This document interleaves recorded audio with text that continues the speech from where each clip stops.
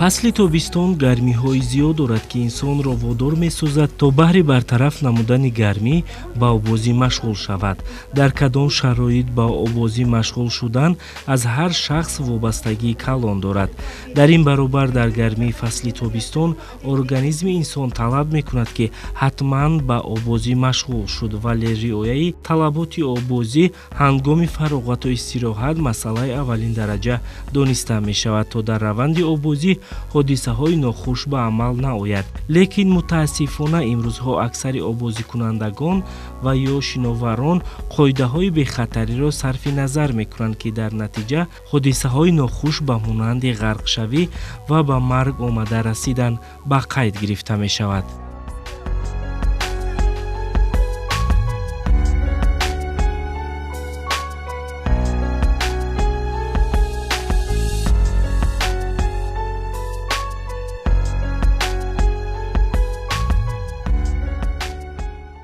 ҳамасола дар ҳудуди мамлакати мо 1 июн мавсими обозӣ оғоз меёбад ва дар ин робита ҷиҳати пешгирӣ намудани ҳодисаҳои нохуш таври қайд гашта буд аз ҷониби Кумитаи ҳолатҳои фавқулодда як қатор корҳо ҳам низ ба анҷом расиданд.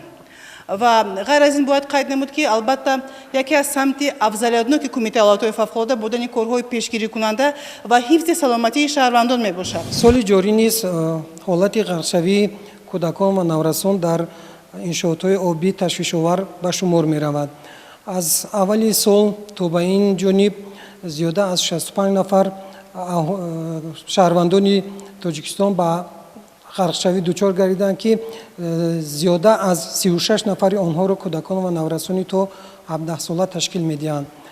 аз тарафи Кумитаи ҳолатҳои фавқулодда ва мудофиаи гражданӣ назди ҳукумати ҷумҳурии Тоҷикистон аз моҳи апрел сар карда нақша чорабиниҳо оид ба гузарондани корҳои пешгирикунанда ва фаҳмондадиҳӣ дар байни аҳолӣ ташкил ва гузаронида шуда истодааст.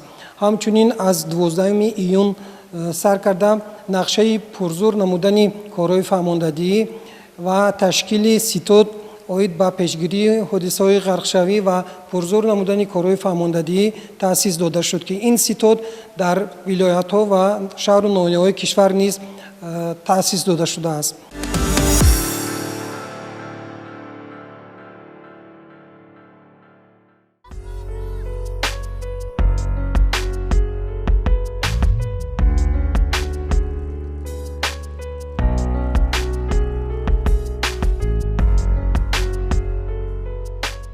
кумитаи ҳолатҳои фавқулодда ва мудофиаи гражданӣ ниҳоди масъул дар самти бартараф кардани ҳолатҳои нохуш ва хусусияти табииву техногенӣ дошта мебошад. Аммо чанд лаҳзаи вақти дар ихтиёр дошта аз ҳаёти инсон ба мутахассисон имкон намедиҳад, ки бо пуррагӣ инсонро наҷот диҳанд. наҷотдиҳандагони ин ниҳод дар ҳоли ҳозир пайваста дар ҳолати омодабош қарор доранду имрӯзҳо даҳҳо ғарқшударо аз об берун мекунанд, аммо дар ҳолатҳои гуногун. бинобар ин риояи ҳатмии қоидаҳои обозӣ бояд аз ҷониби истироҳаткунандагон ба назар гирифта шавад.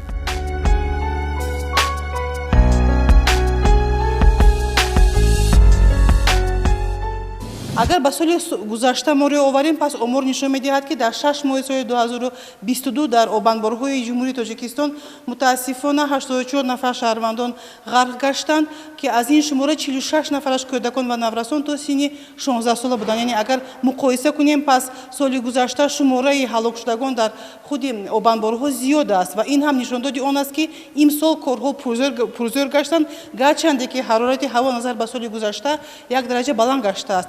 ғайр аз ин бояд қайд намуд, ки Кумитаи ҳолатҳои фавқулодда вобаста аз тамоми ҳамаи майдонҳое ки ҳастанд истифода бурда ба аҳолӣ муроҷиат ҳам мекунанд. муроҷиатномаҳо ҳам фиристуда мешавад бо тариқи тавсия.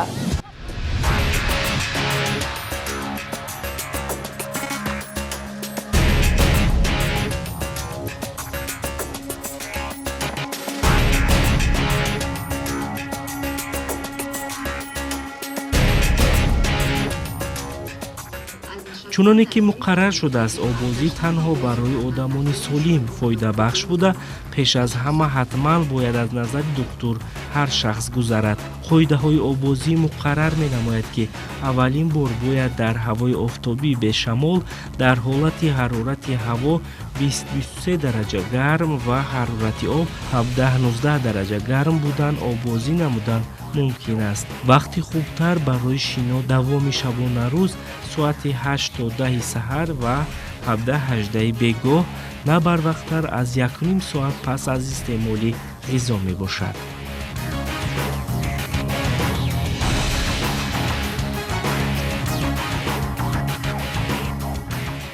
кӯдакҳое ҳастанд ки ба дигар бемориҳои нуқсони модарзодӣ, бемориҳое ки монанди эпилепсия мегӯем, ки дар натиҷаи дар дохили оби хунук даромадан метавонад ки забонро фурӯ барад, спазм шавад. бемориҳои роҳи нафас доранд, ки мисол модарон худ бехабаранд аз ҳамин чиз. инҳо ҳам метавонад ки сабаб ё омили ғарқшавии кӯдакон шавад. ба ҳамин хотир хоҳиш мекунам аз тамоми кулли мардуми Тоҷикистон, ки ҳамин масъала қадри ҷиддитар бошанд, кӯдаконро беназорат нагузоранд. аз ҷумла ҷавононе ки мисол аз ҳисоби нӯшидани нӯшокиҳои спиртие ки дар лаби дарёҳо обонборҳо рафтан менӯшану аз ҳамин ҳолатҳо мешавад, ки менӯшану ба дохили об ворид мешаванд. дар ин сурат аз ҳисоби сармоӣ, аз ҳисоби хунукиҳо метавонад ки ғарқшавиҳо дучор шаванд, ба ғарқшавиҳо дучор шаванд. ва ин гурӯҳ одамҳо ҳам бисёртар мерасонам, хоҳиш мекунам ки эҳтиёт кунанд, ба мо ёрдам расонанд дар ҳамин масъалаҳо.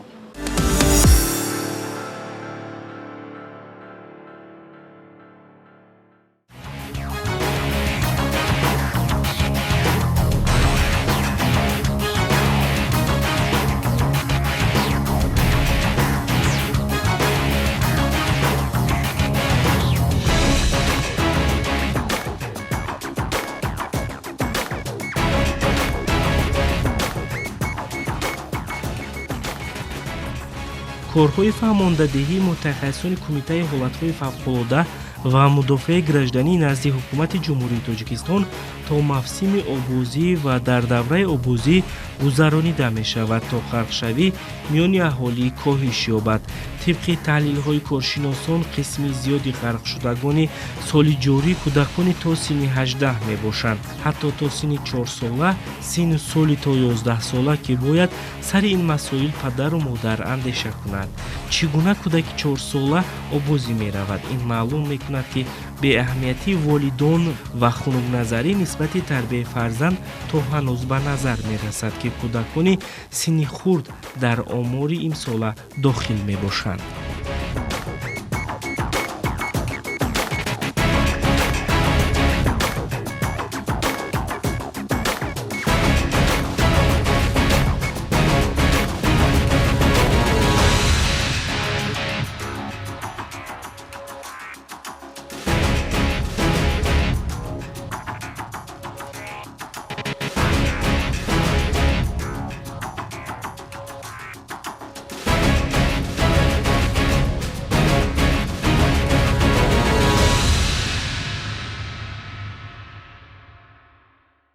мардум бояд дар он ҷойҳое обозӣ кунанд, истироҳат кунанд, ки он ҷо иҷозат дода шудааст аз ҷониби идораҳои дахдор. ва соли ҷорӣ низ мо дар якҷоягӣ бо вазорати корҳои дохилӣ чунин рейдҳоро дар он ҷойҳои мамнӯи соҳилҳои дайро, карьерҳо, ҳавзҳо мегузаронем ва барои ҷаримабандии падару модарое ки бемасъулиятӣ зоҳир метиҳанд ва беназорат мемонанд кӯдаконро ба ҷаримаҳо кашида мешаванд. дар давоми 15 рӯзи охир аз тарафи кумитаи ҳолатҳои фавқулодда ва мудофиаи гражданӣ назди ҳукумати ҷумҳурии Тоҷикистон дар шаҳри Душанбе ва шаҳрҳои Бохтар, Хуҷанд ва Хоруғ гурӯҳҳои навбатдории пурзур таъсис дода шуда зиёда аз 44 бо ҷалби 44 нақлиётҳои махсуси наҷотдиҳию садамавӣ дар махзанҳои обӣ ва назди куллу дарёҳо корҳои фаҳмондадиҳӣ гузаронида шуда истодаанд.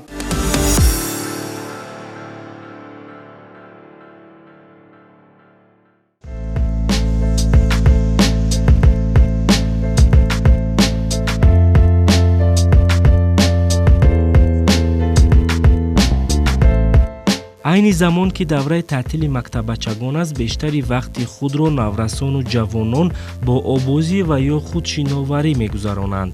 бинобар ин волидонро зарур аст ки дастуру маслиҳатҳои кормандони кумитаи ҳолатҳои фавқулодаро амалӣ намуда баҳри пешгирии чунин амалҳо ба онҳо ёрирасон бошанд. ҳамин аст ки масъулини кумитаи ҳолатҳои фавқулода ва мудофиаи гражданӣ баҳри пешгирии ҳолатҳои ғарқшавӣ бо сокинон пайваста корҳои таблиғотиву ташвиқотиро ба роҳ мемонанд.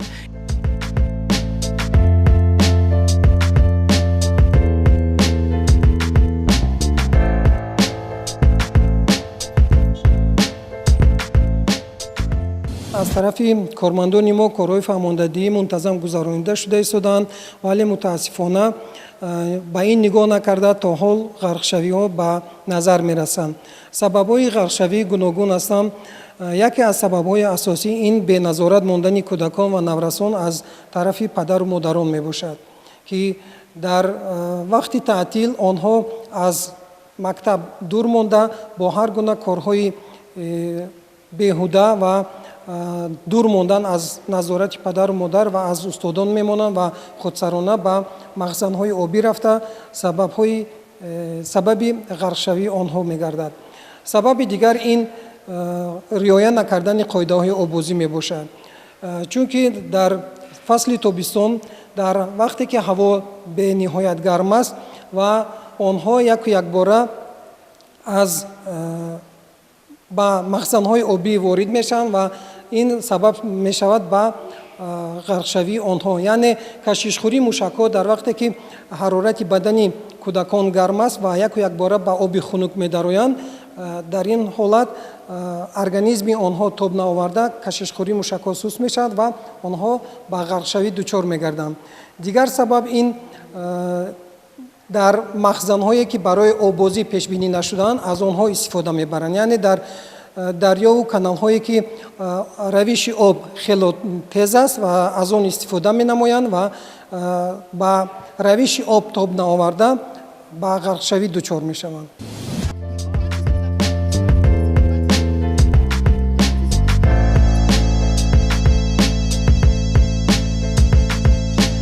ин навбат мо шоҳиди чунин як фаҳмондадии мукаммали соҳавӣ гардидем, ки он дар кӯли ҷавонони шаҳри Душанбе гузаронида шуд. дар раванди фаҳмондадиҳии омӯзишӣ мутахассисони соҳа тавонистанд бо истифода аз шароити мусоид ва тарзу усулҳои зарурии соҳа намоиши пешгирӣ ва ғарқшавиро нишон диҳанд.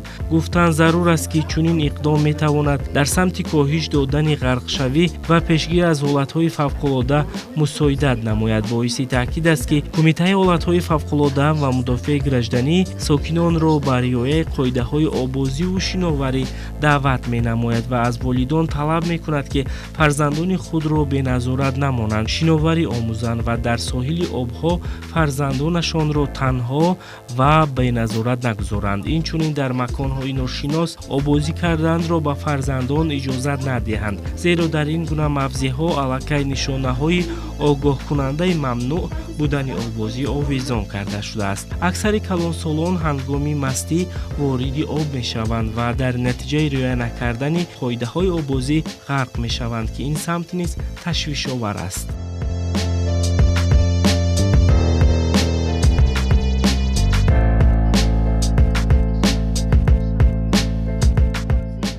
ҳолатҳои фавқулода мудофиаи гражданӣ назди ҳукумати ҷумҳурии Тоҷикистон ҳамосола нақша чорабиниҳо таҳия мегардад ва дар якҷоягӣ бо вазорати идораҳои дахлдор ва ҳамзамон бо мақомоти иҷрои маҳаллии ҳокимияти давлатӣ дар маҳалҳо чорабиниҳои пешгирикунӣ аз ҳолатҳои ғарқшавӣ гузаронида мешавад. имсол низ чунин чорабиниҳо амалӣ карда шуда истоданд. бештар ғарқшавиҳо дида мешавад, аз ҷумла дар байни кӯдакону наврасон. аз ҳамин хотир аз аҳолии ҷумҳурии Тоҷикистон хоҳиш мекунем ки ҳамин зери назорати худ гиранд, ҳамин масъаларо ҷиддитар барои мо ҳам ёрӣ расонанд, чунки бештар дида шудааст дар ҳамин рӯзҳои охир.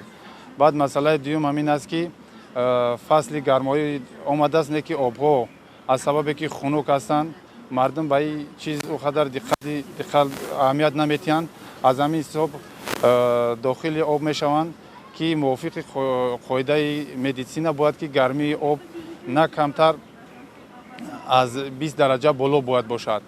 дар сурати паст будани дараҷаи гармии об яъне хунук будан дар ҳамин сурат метавонанд ки кӯдакҳо дар мобайни об рафта аз ҳисоби хунукӣ метавонанд ки ба яъне ки кашишхӯрии мушакҳо спазм метавонанд ки шавад. дар ҳамин сурат метавонад ки кӯдак ғарқ шавад.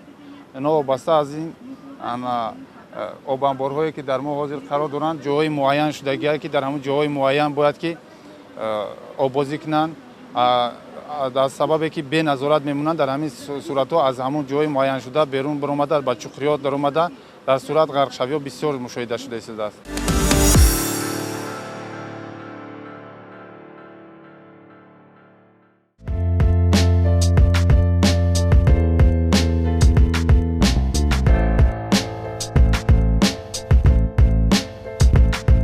коршиносон аксар ҳолатҳои ғарқшавиро ба бозӣ ва бемаврид ҳаракат кардани наврасону ҷавонон дар назди кӯлу дарёҳо медонанд ки маъмултарини онҳо ин дар дохили об бозӣ кардан мебошад.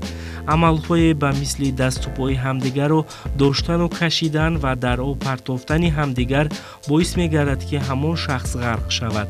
аз дидану мушоҳида кардани корҳои фаҳмондадии кормандони масъули соҳа атрофиён ба худ маълумоти зарурӣ гирифтанд, зеро мутахассисон кӯшиш карданд ки амиқан ва амалан ин ҷараёнро иҷро кунанд. ёдрас мешавем ки чунин корҳои фаҳмондадиҳӣ дар тамоми минтақаҳои кишвар ба роҳ монда шуда ин раванд то анҷоми давраи шиноварӣ идома меёбад.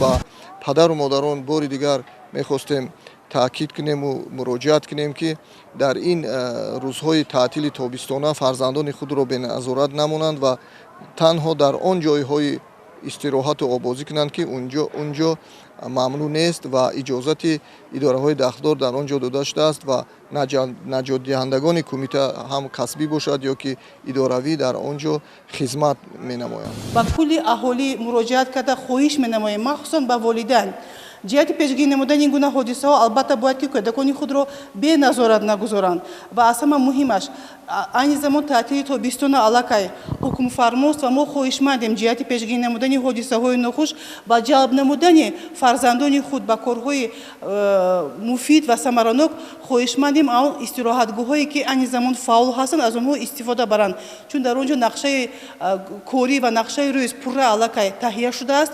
кӯдакон зери назорат ҳастанд ва онҳо ба корҳое ки ба саломатии онҳо муфид меорад машғул мешаванд.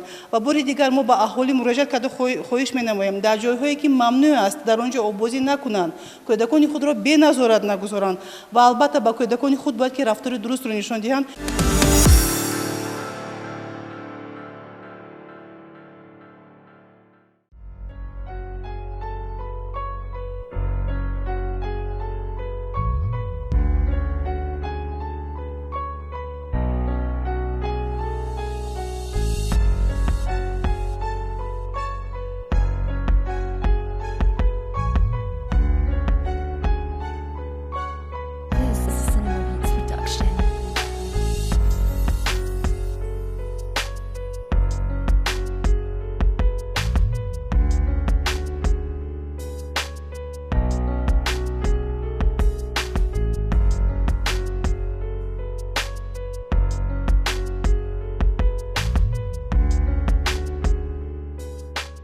гуфтан ҷоиз аст ки имрӯзҳо дар аксар шаҳру ноҳияҳои ҷумҳурӣ баҳри ба обозӣ машғул шудани наврасону ҷавонон маконҳои мувофиқ фароҳаманд. аз ин рӯ бояд падару модарон фарзандони худро бештар ба ин ҷойҳо баранд ва шиновариро омӯзанд ва дар баробари ин фароғати онҳоро таъмин созанд, зеро ҳавзҳои хурду калони мавҷуд буда дар маҷмаъҳои варзишиву солимгардонӣ зиёданд ки имрӯз бо шароити мусоид амал мекунанд. бояд ҳар як нафар аз ин маконҳо истифода бурда саломатии худ ва дигаронро зери хатар нагузорад.